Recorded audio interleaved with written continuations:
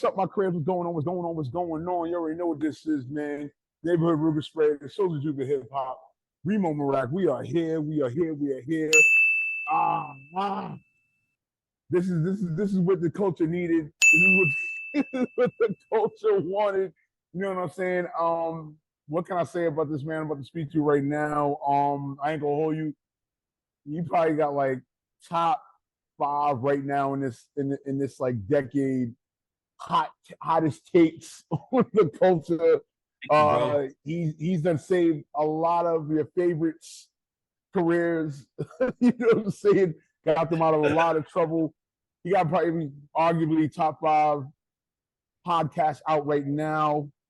Appreciate got that, man. Mr. Ray Daniels on here right now. This is it, man. This is what we needed, sir. Salute to you. I'm definitely happy if you give me an opportunity to speak to you.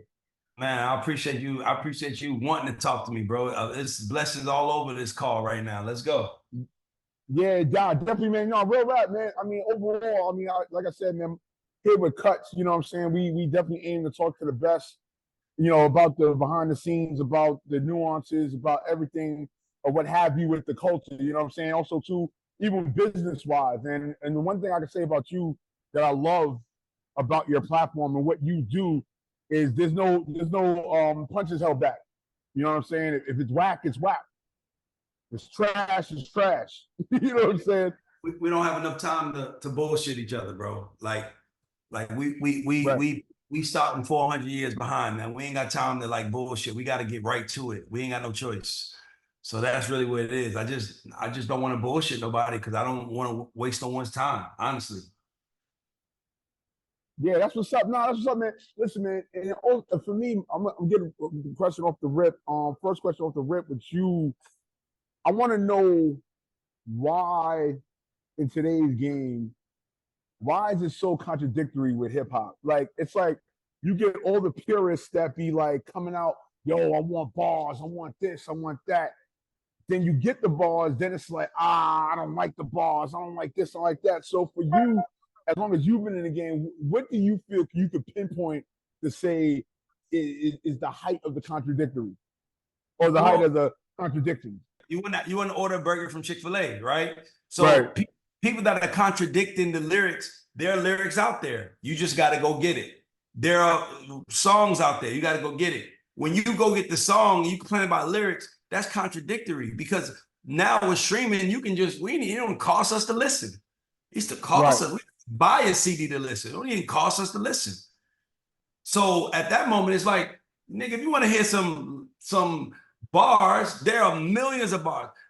Rhapsody just dropped the album, bar after bar after bar. Love it, by the way. Love it, by the way. Love it, by the way. So it's not like there are a lack of bars out there, but here's what I would say. The people that complain about where the bars, to me, they're the contradiction because if there's so many of y'all complaining about it, why aren't the rappers with bars, why are they not shooting to the top? Zach, see, yo, let's segue for a minute because I just dropped the exclusive interview with Rhapsody. I was at the meet and greet at the plane store, so you know that energy was epic.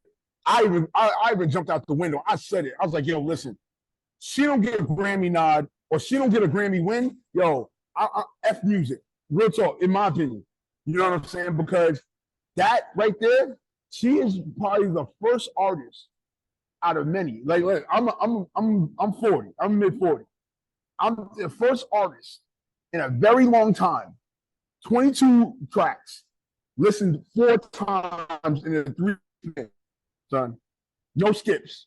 No skips. You know what I'm saying? Like, if she don't get this Grammy nod, if she don't like I don't care. I don't care if it's even one award. If she don't get it, I'm sorry, sir. What else can we do? Because her album to me, it's on the magnitude of like what Nipsey did with Victory Lap. Now, if you remember what Victory Lap did for Nipsey, it shot him way past. I feel what Please Don't Cry. I feel the same way. Okay, that's what's up. All right, good. All right, good. But I ain't gonna lie. With you and your takes and how you view about music. No. But you know the thing about it, man, is that a lot of people think that my takes are tough. My takes aren't tough. They just I've seen it all, so I know how to cut through the BS. Like it's like I Right. know what it is. Like it's like, you know, when you start speaking about the contradictory in hip hop, I thought you was going a different direction. When you a little bit more hard, I thought you was going to speak about money, and you know, I thought you were going to go there. But when it comes to bars, man, bars is shit, man. If you, it's bars out there. Right. It's out there right now. You just gotta want to go get it. Right. Right. So for you right now, man, I mean, you've done pretty much everything you could in entertainment. Like, what are ways that you made sure that you're not bored, or for that matter, you don't just do it, you don't do what you do for just doing it or doing it for clout? What are the ways that you've done that? Hold on, I want to understand the question again. What are the ways that I what? I'm sorry. No, what are ways, or what's your routine to like not get bored or not get complacent of what you of your position and what you're doing in the culture or in the Um, business? great question. Great question. Great question. I think that what you have to find is your why. I think that you have to find your why. And I think a lot of these guys are not finding their whys. They're just basically like, you know, they're chasing money, right? Or they're chasing a feeling. Once you get that feeling, what's your why? What keeps you at the what keeps you at the gate? What Right. keeps you at the gate? Like what keeps you there? And what keeps you there is knowing your why. Right. Yeah, Your no, why. I'm definitely glad you touched on that, because even with me, you know, I always work on my why. You know, I've been in the game for a little over 18 years, you know what I'm saying? Transitioned from actor, you know, media personality, and all with my buddy DJ Chase or his label Worldwide Sound Records. And just overall, you know, you always try to change your why. And I feel a good amount of people in the industry, like, you're starting to see like this weird, like, they gotta be relevant, or they have to say the most like dumbest of things that's not even what they would do. You know what I'm saying? Like, it's a weird energy. You know, so I'm definitely glad you definitely touched on that. You know what I'm saying? Yeah, so for me, it's like, you either have to be, you either have to have a curious mind or you have to know what you're doing. Um, Right. Either you leading or you following. So, my thing is know what you want. Um, in every scenario. I mean, like, dog, like some rooms I walk into, I'm leading, some I walk into, I'm gonna follow. Like, so I think a lot of it is just kind of like, it's not hard when you just know what you want, bro. Like most of the time, we just don't know what we want. Most people don't know what they want. They don't know and it's kind of like, being in the music business feels like the price is right. Mm. So the price is right. It's like, here's this item. We're gonna give whoever can guess what it costs the most, and then you guess it. Being in the music business is like prices right, being on the Price is Right. So a lot of these people don't know, like when you on a Price is Right, what are you going to win? I mean, you obviously hope for a car, but you'll take a washer and dryer. You'll Right. take a, you'll take, you know what I'm saying? It's like so they kind of come wanting a car, but like I'll take a washer and dryer, and then so for me it's like, nah, get what you want.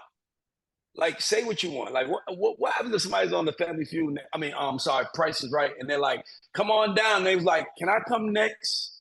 Or they win. They're like, "I don't want that. I came for the car." They might be like, "Well, damn," you know what I mean? So a lot of us just aren't getting what we want and are unhappy and frustrated, and that's where all of this stuff is coming from. Whether you're a podcaster, whether you are an artist, whether you're a new manager, the reality is everybody's just frustrated because nobody's winning. But nobody's winning because where you used to climb up one mountain, now there's thousands of mountains. So we don't know who's really winning. Like, you could be the number one on Apple iTunes, but that don't mean you number one on Spotify. That don't mean you're trending on YouTube. Like, for you to really be winning, you got to work make every move shake. So, I would tell people, focus on making a move shake rather than trying to, play Price is Right, hoping that you win. Like, I want to, you know what I mean? Like, find another way. And that's kind of where I'm at with it. Oh, damn. Yo.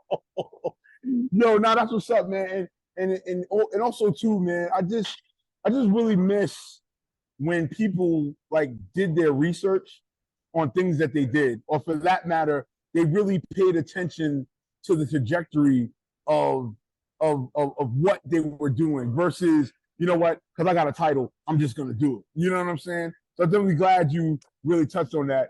Also too, for you right now, what do you feel is gonna save people in the next 10 years? Because AI is changing the game, streaming's changing the game. What do you feel, or what do you think that you would project to somebody like, all right, you know what?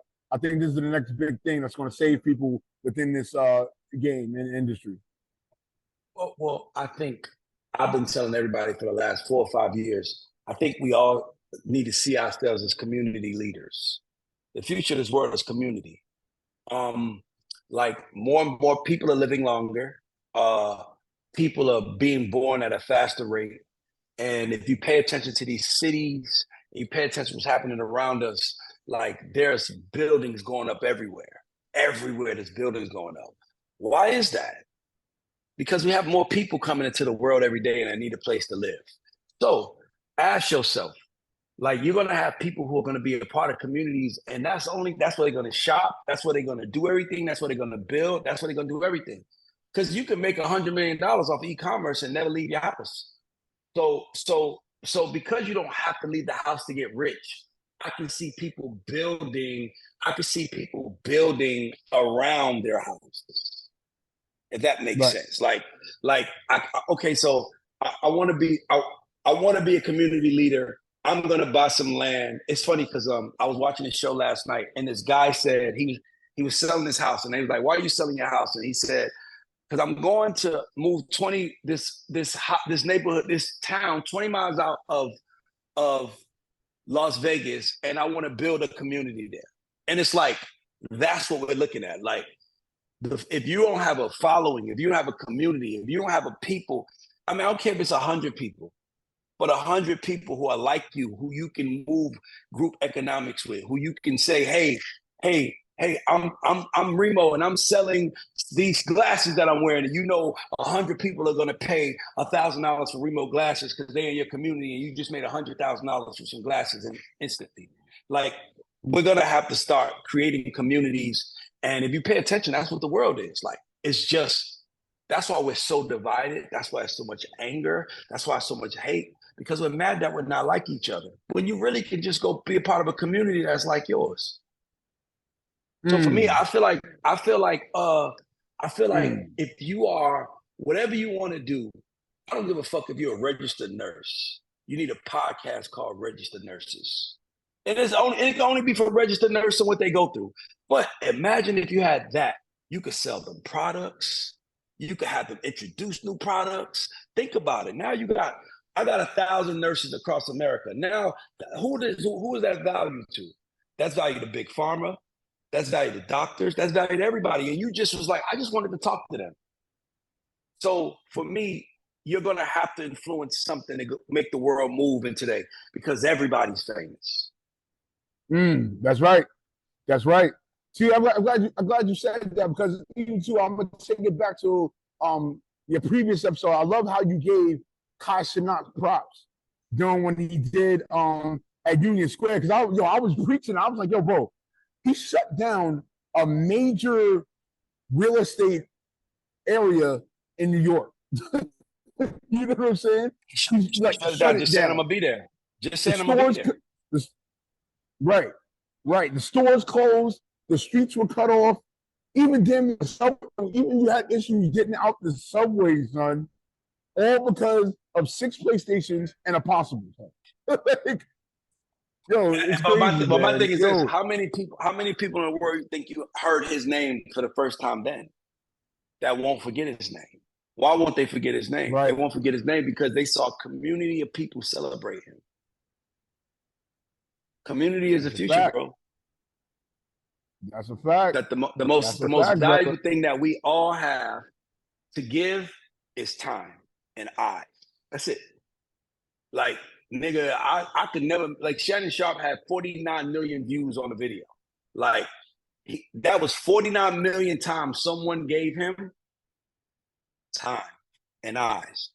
So how are you going to tell people that you have time and eyes, or you could sell something, you could build something, you try to tell me, or you could build something and not and you say you can build something, but you really can't build because you don't have a community of people. Like, fuck followers, community.